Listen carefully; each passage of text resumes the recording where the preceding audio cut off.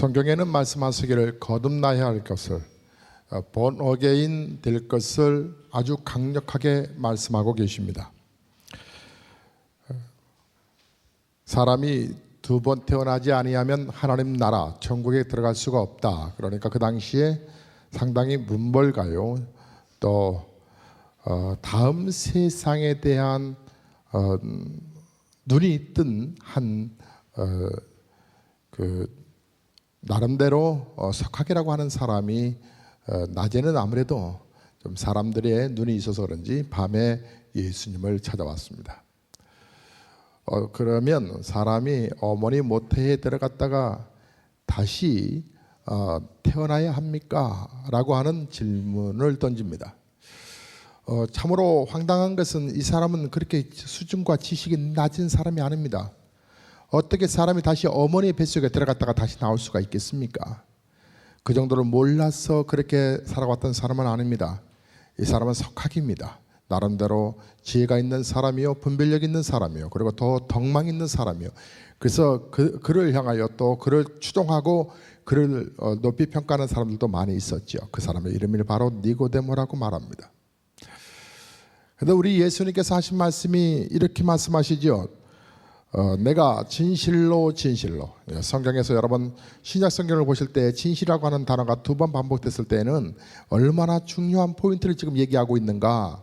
꼭 아들아 이 신부를 잊지 말아라 할 때 어머니가 강조하시는 것처럼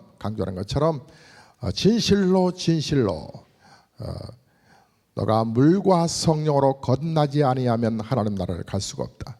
물과 성령으로. 그러면서 7절의 말씀을 보면 육으로 난 것은 육이요 성령으로 난 것은 영이니 내가 네게 거듭나야 하겠다는 말을 기히 여기지 마라. 즉 흙에서 나는 것을 먹고 사는 육신이 어머니 뱃속에서 한번 태어나고 영혼이 위로부터 다시 한번 태어나야 영생을 얻고 천국에 들어간다고 하는 말을 이상하게 여기지 마라. 왜냐하면 우리 인간은 죄로 말미암아 우리의 영혼이 딱 죽어버렸기 때문에, 그래서 죽은 자는 그 다음 세상을 전혀 알지 못하죠. 저는 정말 가끔가다 그런 생각을 해보면서 천국은 바로 이러한 곳이다. 그래서 죽음을 두려워할 필요가 없다. 우리 크리스천들에게는 죽음을 두려워할 필요가 없는 것은 죽는 과정이 마치 분리되는 것처럼 그것이 공포감이 오는 것이지. 어느 날 저는 분명히 그 집에 마루에서 잠이 들었어요. 기억이 나요. 낮에였어요. 여름방학이었어요. 선풍기 바람에 의지해서 이렇게 잠이 들었어요. 근데 제가 눈 뜬 것은 안방에서 눈을 떴어요. 아마 어머니가 저를 안고 방으로 이렇게 재운 것 같아요. 천국은 그와 같은 거예요. 내가 눈을 딱 뜨는 날, 이 세상에서 눈을 감고 눈을 딱 뜨는 날, 그 천국의 그 아름다운 평안한 곳이 바로 나의 본향이라고 하는 것이죠. 그런데 이것은 영적으로 딱 닫혀있는 사람에게는 전혀 알 수가 없는 부분이죠. 흙에서 나는 곡식을 먹다가 흙으로 돌아가는 육신이 태어날 때에 육신의 생명을 갖게 되고 위로부터 즉 성령에 의해서 영혼이 다시 생명력이 예수의 그리스도의 구세주의 보혈의 피를 의지하여 구세주로 고백한 사람들에게는 영혼이 다시 태어나기 때문에 영생을 얻고 천국 백성이 된다라고 하는 것입니다. 그러므로 영혼이 다시 태어나지 아니하면, 우리의 영이 다시 살아나지 아니하면 천국에 들어갈 수가 없다. 그래서 우리 한자적인 법원에서 중생이라, 또 영어로 born again이다, 새로 거듭나야 한다라고 하는 것을 말씀하고 있습니다. 예수님이 천국에 들어가는 가장 중요한 진리를 몇 가지로 설명하셨는데, 여러분 6절과 7절에 보면 육으로 난 것은 육이요 성령으로 난 것은 영이니 내가 네게 거듭나야 하겠다는 말을 기이 여기지 말라라고 하신 이 말씀에 대해서 여러분 조금 정립을 하셔야 합니다. 자연인, 즉 육신이 땅에서 태어난 것만 가지고는 천국에 들어갈 수가 없고, 속 사람인 영혼이 위로부터 다시 태어나야 천국에 들어갈 수 있다. 5절에 물과 성령으로 나지 아니하면 하나님 나라에 갈 수가 없다라고 하는 말씀에서 물은 말씀을 의미합니다. 물은 말씀을 의미합니다. 베드로전서 1장 23절에 너희가 거듭날 것이 썩어질 씨로 된 것이 아니라 썩지 아니할 씨로 된 것이니 이는 하나님의 살아있고 항상 있는 말씀으로 되었다. 그러니까 복음의 말씀을 들을 때 성령이 역사하셔서 영혼이 다시 태어나게 되면서부터 나에게 영생이 시작되는 것이다. 그러니까 복음의 하나님의 말씀은 그래서 자꾸 들어야 한다고 하는 것이죠. 우리의 영혼이 자꾸 깨어나는 시간들이니까. 야고보서 1장 18절에 자기의 뜻을 쫓아 진리의 말씀으로 우리를 낳았느니라 말씀해요. 진리의 말씀에 따라 우리를 낳았다라고 말씀하시는 거예요. 에베소서 1장 13절에 그 안에서 너희도 진리의 말씀 곧 너희의 구원의 복음을 듣고 그 안에서 또한 믿어 약속의 성령으로 인치심을 받았느니라고 말씀하셨습니다. 사도행전 10장을 보면 베드로가 고넬료의 집에서 복음의 말씀을 전할 때 성령이 임하셔서 모두가 다 방언을 받았다라고 말을 합니다. 육신이 출산할 때 말이죠. 해산의 그 고통이 얼마나 크고 그리고 피를 얼마나 어머니들이 흘리는지 몰라요. 그런 것처럼 우리의 영혼이 태어나서 천국에 들어가기 위해서는 예수님이 십자가에 못 박히시며 온갖 고통을 당하시고 물과 피가 남김없이 떨어졌다, 다 쏟으셨다라고 이렇게 말씀하고 계세요. 그래서 이사야서 53장 11절에 말씀하시기를 그가 자기 영혼에 수고한 것을 보고 만족히 여길 것이다 라고 말씀했습니다. 예수님의 이 십자가에서 피 흘리신 공로를 믿기만 하면 어떻다는 거예요? 바로 영혼이 살게 된다고 하는 거예요. 또한 우리도 한 영혼을 구원받기 위해서는 어떻게 해요? 바울이 말을 합니다. 해산의 고통이 이때 따라야 할 것이다. 그러니까 교회가 부흥돼야 한다. 이 불은 수많은 영혼들을 살려낸다고 하는 것인데 우리가 세 갑절에 부흥한다고 하는 것은 정말 두 갑절도 교회들이 어렵다고 말하고 그 한 해에 10%만 성장해도 위대하다고 말을 하고 있는 이 즈음에 10%가 아니라 100%가 200%로 올라가야 한다고 하는 거룩한 비전 앞에 우리가 얼마나 많은 필름이 있어야 될까요? 성장은, 이 교회 부흥은 단순한 인간들의 어떤 노력으로 이루어질 수 없는 것이 바로 교회입니다. 교회의 성장은 어떤 지략가들이 모여서 이루어질 수 있는 것은 아닙니다. 왜요? 교회는 악한 영들과의 영적 싸움이기 때문에 그렇습니다. 장사하는 사람들은 나름대로 지략을 세워서 홍보하며 음식을 잘 만들어서 장사를 번영하게 만들 수 있을 것입니다. 교회는 예수 그리스도의 복음을 딱 말하는 그 순간부터 사단이 모든 작전을 다 피워서 그 복음의 광채를 막아버리고 그리고 교회 안에서 대혼란함을 일으키게 만들고 그래서 자폭하게 만들고 이 사단의 공격은 지금도 여전히 2000년 동안 계속적으로 교회를 공격해 오고 있는 것입니다. 사랑하는 성도 여러분, 그래서 우리가 교회 성장하자라고 하는 부분들은 그 식은 죽 먹는 것이 아니고 참으로 영적 전투다라고 하는 것을 기억하셔야 하는 것입니다.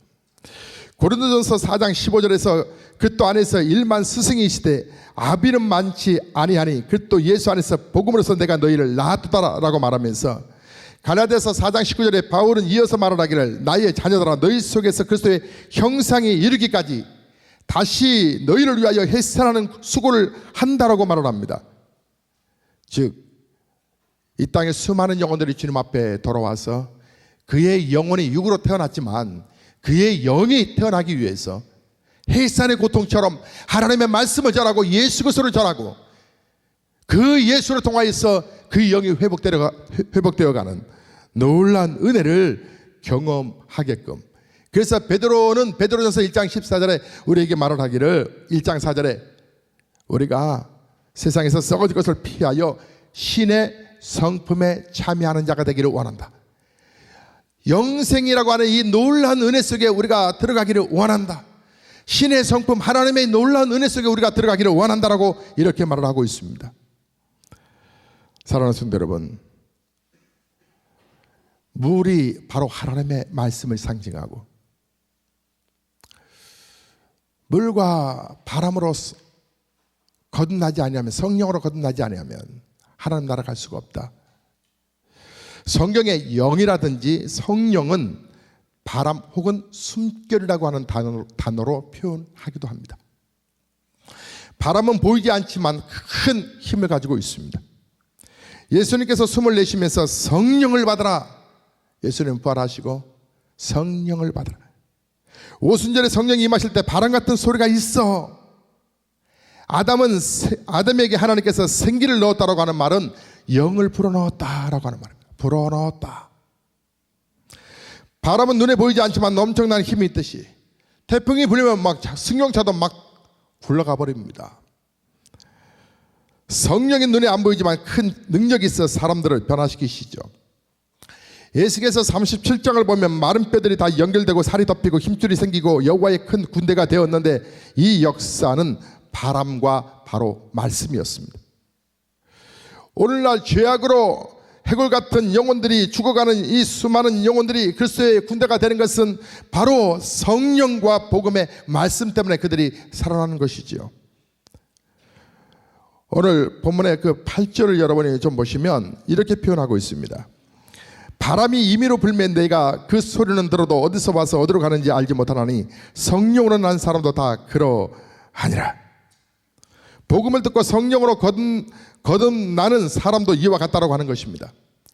거듭났다고 해서 어깨에 뭐 날개가 돋거나 뭐 이마에 어떤 표시가 있다는 것은 아니지만 엄청난 변화가 있다고 하는 것입니다. 한 번만 태어난 사람은 멸망과 지옥이요, 두 번 태어난 사람은 그 사람에게 영생과 천국이라고 하는 것을 말씀하고 있습니다. 그래서 요한계시록에는 우리 크리스찬들을 향하여서 우리는 두 번 태어나는 자라, 우리는 두 번 죽지 않는 자라, 이렇게 말을 합니다. 예수를 믿지 않는 사람은 두 번 죽음이 있다. 이 땅에서의 죽음이요, 영생에서의 죽음이요. 그래서 우리 예수님께서는 말씀과 주의 성령으로 이 거듭남의 이 행복과 기쁨을 갖기를 원하셨던 것입니다. 여러분, 민수기서 21장을 보면 이스라엘 백성들이 그 가나안 땅에 들어가는 길이 고생스럽고 참으로 버겁고 물도 없고 식물이 없다고 해서 모세를 원망하고 불평하고 그렇게 짜증을 내고 그렇게 감사를 물을 때에 하나님께서 불뱀을 백성들에게 보내셔서 원망하는 자들을 다 물어 죽게끔 만들어 주셨습니다. 그때 백성들이 모세에게 간청하여서 불뱀을 제발 좀 얻게 해달라고 간구할 때에 모세가 하나님께, 하나님 그래도 이제 이 화를 푸시고 이 백성을 다시 용서해달라고 살릴 수 있는 길을 열어달라고 하시자, 이렇게 고백하자 하나님께서 모세에게 놋뱀을 달아서 높이 장대에 들어라. 뱀에 물린 자마다 그 뱀을 쳐다보게 되면 나을 것이다. 그것을 쳐다본 자마다 죽어가던 사람이 낫고 치유됐다라고 말씀하시면서, 그러나 쳐다보지 않는 자는 불뱀에 물려 독이 퍼져 죽었다. 요한복음 14장 3장 14절에서 15절에 말씀하시기를 모세가 광야에서 뱀을 든 것 같이 인자도 들려야 하리니 이는 저를 믿는 자마다 영생을 얻게 하려 하심이라고 말씀하시면서, 오늘 장로님이 함께 봉독하신 16절의 말씀이 여러분 얼마나 성경에 귀중하고 귀한 메시지인지 모릅니다. 여기에서 16절을 통해서 거듭나는 방법을 잘 설명해 주셨습니다. 불뱀에게 조금 물렸던지 크게 물렸던지 놋뱀만 쳐다보면 그들은 나았습니다. 독이 퍼져 숨이 넘어가게 되는 사람도 그 놋뱀만 쳐다보면 나았습니다. 이와 같이 마귀에게 물려 죄의 독이 퍼져서 심판받아 영원한 형벌을 그 면치 못할 수많은 죄인들이 우리 죄를 대속하신 예수 그리스도를 믿음으로 바라보기만 하면, 죄를 많이 지었던지 덜 지었던지 간에 내 죄를 대속하여 피 흘려 죽으시고 부활하신 예수님을 나의 구세주로 믿기만 하면, 그 예수를 내 삶의 중심으로 영접하기만 하면 우리는 다시 태어나서 하나님의 자녀가 되고 천국에 가게 되는 줄로 믿습니다. 놋뱀을 장대에 매달아 놓았다고 하는 것은 십자가에 높이 달렸다는 하는 것을 의미하고 있습니다. 여러분이 앰뷸런스 이 차량들을 자세히 보시면 그 녹십자 같은 이 십자가의 표시가 있지만 그 가운데에는 놋뱀의 형상이 그려져 있습니다. 장대에 달린 놋뱀의 형상의 모습을 지금도 갖고 있습니다. 그 엠브란스가 그것을 상징 마크로 놓은 것은 바로 이 놋뱀의 상징 마크가 사람을 낳았다라고 하는 성경 말씀에 기인했기 때문에 그렇습니다. 그래서 예수를 믿는 나라나 안 믿는 나라나 할 것 없이 엠브란스에는 그런 표시를 전 세계적으로 그렇게 하고 있는 것입니다. 그런데 우리에게는 요한복음에 우리가 8장에 넘어가서 함께 보겠습니다마는 그 십자가에 예수님께서 높이 달리셨다고 하는 의미를 8장 28절에 너희는 인자를 든 후에 내가 그인 줄 알 것이다 라고 말씀하십니다. 또한 요한복음 12장 32절에 내가 땅에서 들리면 모든 사람을 내게로 이끌겠다라고 이렇게 말씀하고 계십니다. 로마서 6장 23절에도 죄 삭은 사망이요 하나님의 은사는 그리스도 예수 우리 주 안에 있는 영생이라 하는 말씀이 이를 잘 설명해 주고 있는 것입니다. 1850년 1월 6일 눈보라 치는 주일 그 아침에 한 젊은이가 시골에 이렇게 예배를 드리러 갔습니다. 근데 그 교회를 담임하고 있던 목사님이 워낙 눈이 많이 와서 길이 막혀서 그 교회를 예배를 인도하지 못하게 되었습니다. 그러다 그 교회의 한 젊은이가 평신도 한 형제가 이사야서 45장 22절의 말씀만 계속적으로 시간이 되자 앞에 소강단생이 나와서 그 말씀만 계속 읽어댔답니다. 이런 내용입니다. 땅끝의 모든 백성아 나를 앙망하라. 그리하면 구원을 얻으리라. 나는 하나님이라 다른 이가 없음이니라.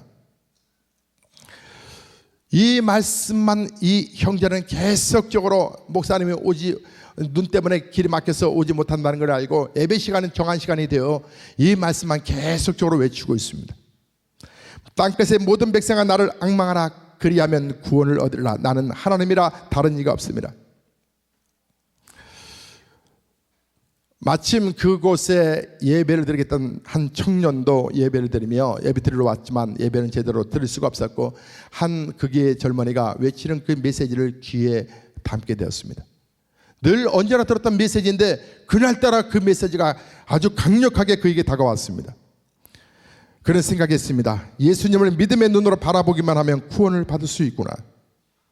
그때 그 청년이 교회는 그동안 그렇게 오래 다녔지만 그러나 교회 안에서 구원이라고 하는 법을 진지하게 받아들이지 못했던 그 청년은 새롭게 예수 그리스도를 구세주로 고백하게 되는 결정적인 역사가 일어나는데 훗날 그가 성경의 놀라운 위대한 하나님의 말씀을 풀어가는 존 스폴전 목사님이 되었던 것입니다. 여러분, 거듭난 자의 특권이 도대체 무엇일까요? 좀 전에 말씀드렸습니다. 무엇보다도 영생이지겠죠. 영원한 생명. 요한복음 3장 16절에 하나님의 세상을 이처럼 사랑하사 독생자를 주셨으니 이는 저를 믿는 자마다 멸망치 않고 영생을 얻게 하려 하십니다. 6장으로 넘어가 보면 6장 47절에 이렇게 말씀합니다. 진실로 진실로 너희에게 이르노니 믿는 자는 영생을 가졌나니. 요한 1서를 넘어가 보면 요한 1서 5장 12절에 아들이 있는 자에게는 생명이 있고 하나님의 아들이 없는 자에게는 생명이 없다. 하나님의 아들을 나의 구세주로 믿고 영접하는 자가 곧 뭐라? 영생을 얻는 것이다. 마치 무정란이 유정란이 되어서 부화하는 것처럼 닭으로 그 병아리로 부화하는 것처럼 거듭나면 영생을 즉시 얻고 영생을 얻는 자만이 천국에 대한 보장이 확실하기 때문에 담대하게 감사하며 살아갈 수 있는 것이다. 우리가 요한복음 1장에서 봤습니다마는 요한복음 1장의 12절과 13절에 보면 영접하는 자 곧 그 이름을 믿는 자들에게는 하나님의 자녀가 된다. 그 하나님의 자녀가 될 수 있도록 하나님께서는 말씀이 육신이 되어 우리 가운데 오셨는데 그것은 바로 영광이었다. 그 영광은 아버지의 영광이었고 독생자 예수의 영광인데 그 영광이 은혜와 진리가 충만하다라고 이렇게 말씀하고 있습니다. 여러분, 예수 그리스도를 통하여서 우리에게 얻어지는 하나님의 자녀의 이 놀라운 축복들, 여러분의 신앙과 여러분의 믿음을 다시 한번 확인하기를 주의 이름으로 축원합니다. 우리가 하나님의 자녀가 된 것뿐만 아니라 우리에게 새로운 피조물로 시작되는 기쁨을 경험하게 된다라고 말을 합니다. 새로운 피조물로서 이 땅에서 전혀 누리지 못했던 그 하나님과의 아름다운 교제와 하나님과의 아름다운 친밀한 그 은혜를 경험하게 된다고 하는 것입니다. 고린도후서 5장 17절에 그런즉 누구든지 그리스도 예수 안에 있으면 새로운 피조물이라 이전 것은 지나갔으니 보라 새 것이 되었다라고 말씀합니다. 예수 믿기 전에 죄가 많았던 적던 상관없이 새로운 피조물이라고 하는 것입니다. 옛날에 녹그릇 노소로 만든 요강들이 있었습니다. 요강을 녹여서 밥그릇을 만들거나 또 뭐 포탄 껍데기로 만들거나 또 뭐 쟁기 국그릇으로 만들거나 전혀 상관없이 새로운 것으로 만들어 붓속에 들어가서 녹여서 다시 만들어지는 것처럼, 사랑하는 성도 여러분, 예수 안에서는 우리가 새로운 피조물이기 때문에 우리는 서로가, 우리 지체들끼리 서로가 서로를 소중하게 믿고 소중하게 귀하게 여겨야 되고 소중하게 서로 새로운 피조물이기 때문에 이 땅에서의 기준으로 상대방을 평가하지 말고 가난한 자나 부유한 자나 명예 있는 자나 명예 없는 자나 어떤 부분이든 간에 서로가 손을 잡아주고 서로가 신뢰하고 믿어주고 의심하지 말고 서로를 축복하고 서로를 안아주고 서로를 자랑해주고, 왜요? 우리는 새로운 피조물이기 때문에, 교회가 바로 그러한 곳이 되어야 되기 때문에, 예수님 안에서 그래서 누가 더 낫고 누가 더 못나고 그런 것도 없고요. 서로가 예수 안에서 새로운 새 생명을 얻었으므로 우리는 서로를 축복하고 서로와 함께 손잡고 하나님 나라 가야 될 줄로 믿습니다.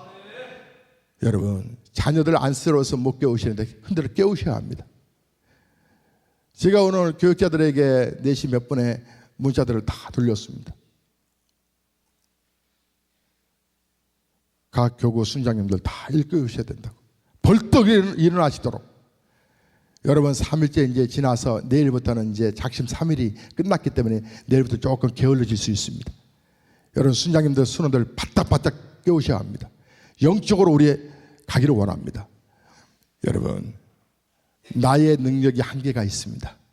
하지만 하나님의 손에 붙잡히면 그 하나님의 손에 의해서 우리는 그 강력한 힘으로 우리가 풀 수 없는 문제들도 풀어갈 수 있는 능력을, 새 생명을 우리에게 하나님이 주신 귀한 선물이라고 생각하시고, 하나님 그 은혜가 계속 쏟아지도록 우리가 기도하는 자리를 포기하지 말아야 될 줄로 믿습니다. 여러분에게도 제가 어제 기도 제목들을 이렇게 받았는데 혹시 제출하지 못하신 분들은 기도 제목 그리고 자녀를 위한 헌금도 꼭 드려보시기 바랍니다. 기도 제목을 쭉 받으면서 하나님, 이러이러한 법은 하나님이 살아계시지 않습니까? 살아계신 하나님께서 도와주시고 은혜를 베풀어 달라고 간절히 기도했습니다. 오늘도 기도할 것이고요, 계속적으로 기도할 것입니다. 하나님의 자녀를 삼아주신 하나님께서 어찌 우리 인생이 그렇게 버겁게 힘들게 어렵게 살다가 고생하다가 죽어가는 걸 원하시겠습니까? 그러나 가장 먼저 중요한 것이 영혼입니다. 영생. 오늘 본문 말씀에 하나님께서, 자 여러분 한번 따라해 주시기 바랍니다. 오늘 본문의 말씀에 여러분의 이름을 한번 넣어보겠습니다. 여러분의 이름을 어떻게 넣는가 하면 그 하나님이 세상을 이라고 하는 말을 여러분의 이름을 넣는 겁니다. 하나님이 김선미를 이처럼 사랑하사 독생자를 주셨으니 이는 저를 믿는 김선미를 멸망치 않고 영생을 얻게 하려 하십니다. 자, 이렇게 한번 해보는 겁니다. 또 김선미 말고 자기 이름 넣으라는 거예요. 자, 시작.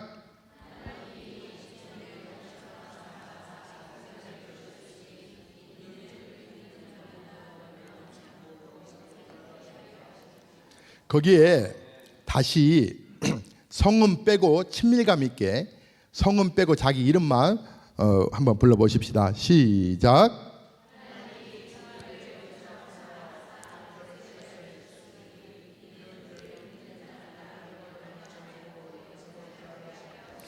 자, 크게 우리 자녀 큰애 이름을 넣어서 읽어보겠습니다. 시작.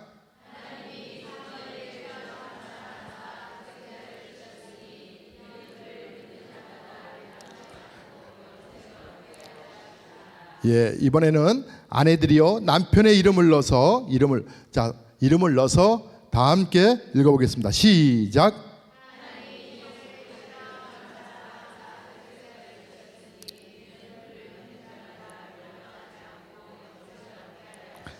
아멘.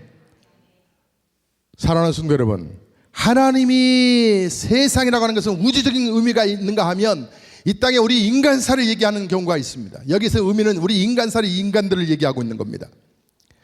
사랑하사 독생자를 주셨다, 이 부분은 희생시키셨다라고 하는 말입니다. 그래서 그 예수를 믿는 자마다 멸망치 않고 영생을 얻게 하라 하심이라.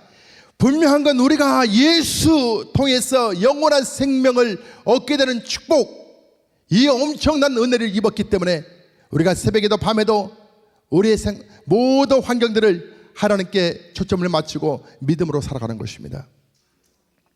오늘도 여러분 안에서 이 기쁨이 충만하기를 주의 이름으로 축원합니다. 이 은혜가 넘쳐나기를 주의 이름으로 축원합니다.